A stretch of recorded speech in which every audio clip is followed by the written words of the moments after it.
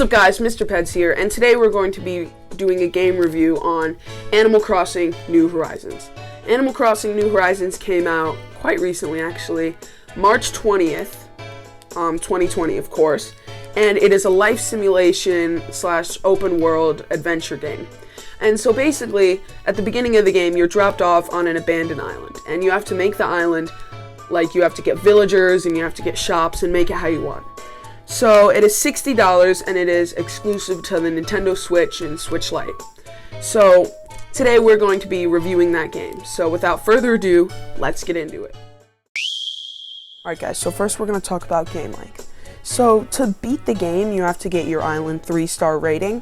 But once you get it to a 3-star rating, you're not really done. There's still tons more to do. So I got to my 3-star rating at about 40 hours of play, which actually isn't that long because my friend got it at like 100 hours of play, but I was just always grinding. I got it in less than a week, but I was always grinding. And then after that, you get a bunch of new capabilities unlocked, such as terraforming, where you can move your rivers and make your own lakes and move cliffs and make paths. And then there's just so much more to do. You never really run out. Once you get to 5 stars, yeah, it does get pretty boring. Never really run out of stuff to do. So you may beat the game at 3 stars, but there's still a ton more to do.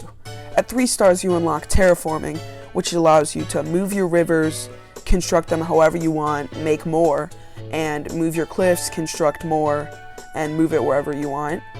And also paving, and you can also design your own paving with custom designs.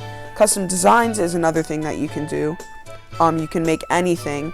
You can make your own shirts, you can make your own hats, you can make your own blouses and rugs and paving, like I said.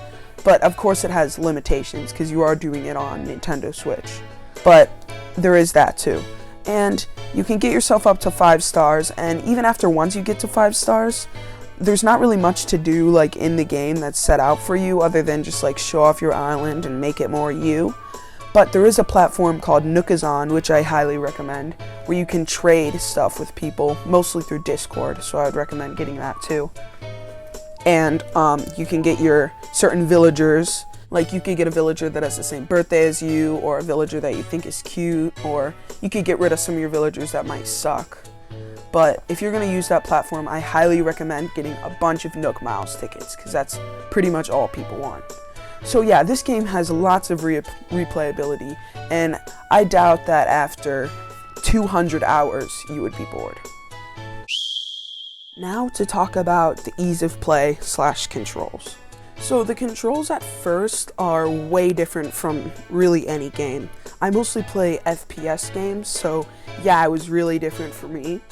But if you're normally playing things like this, like Smash Bros. Or like Zelda games, where like X is the main button for stuff, this is kind of different, but it's along the same lines. You don't use like the triggers or anything. So X is to open your inventory, A is to interact with anything, and B is to sprint. And then Y is like you can cover up a hole or something. And then you use the left stick to move and the right stick to change your angle. So it's pretty basic, but it's a lot different from a lot of games nowadays, but it doesn't take long to get the hang of. Now for compatibility. So compatibility is kind of a problem with this game, as it is a Nintendo Switch / Switch Lite exclusive.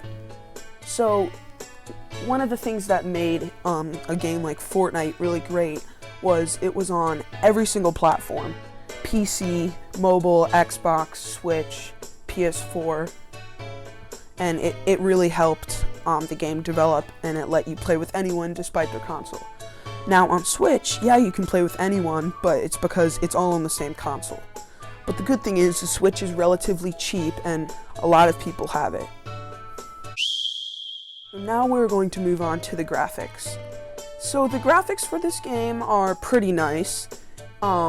I know the Switch isn't like a huge gaming system, so you can't get like 144 Hz 4K displays, but If you plug it into a good monitor, you can get some pretty good graphics, and even just on your handheld screen, the graphics are pretty nice.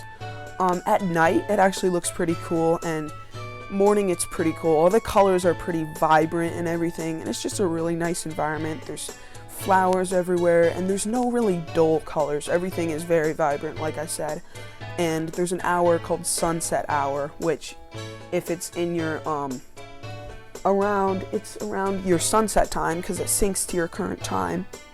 And so for us, it's around 5 to 6 o'clock, and then 7 o'clock is dark. So 5 to 6 o'clock is sunset hours, and it actually looks really nice. Like, you can actually see a visible sunset and stuff. So yeah, the graphics for this game are pretty good. Now, let's talk about the pros. So there are obviously a ton of huge pros to the game, Animal Crossing New Horizons. When you beat the game, there's still so much more to do, getting up to 5 stars. But even after that, there is a ton more to do.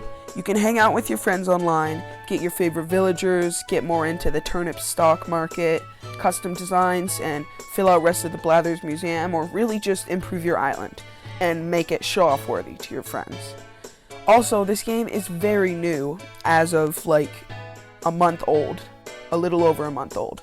So the graphics are not dated, and they actually look really nice. So this game has a lot of pros. Time for the cons. So there are not actually really that many cons of this game. There are a couple, but the pros heavily overrule them. The only really cons of this game is that it is not compatible with any other system other than Nintendo Switch. But like I said, Switches are very inexpensive, and lots of people have them. The other con of this game is that it is $60. Now, most games nowadays are around a whopping $60. Most games on Steam and Xbox and Switch and PS4. But I still think that's way too much money for any game. So those are really the only cons of Animal Crossing New Horizons. I honestly think that Animal Crossing New Horizons is a really great game, and I highly recommend it. Despite the $60 price, I think this is one of the games that is actually worth it. I would give it 5 stars. Yes, 5 stars. I know I'm not a professional game reviewer or really a professional anything, but I honestly think that this game has tons of potential, and it is already really good. So if you have a Switch and you don't already have this game, I recommend picking it up.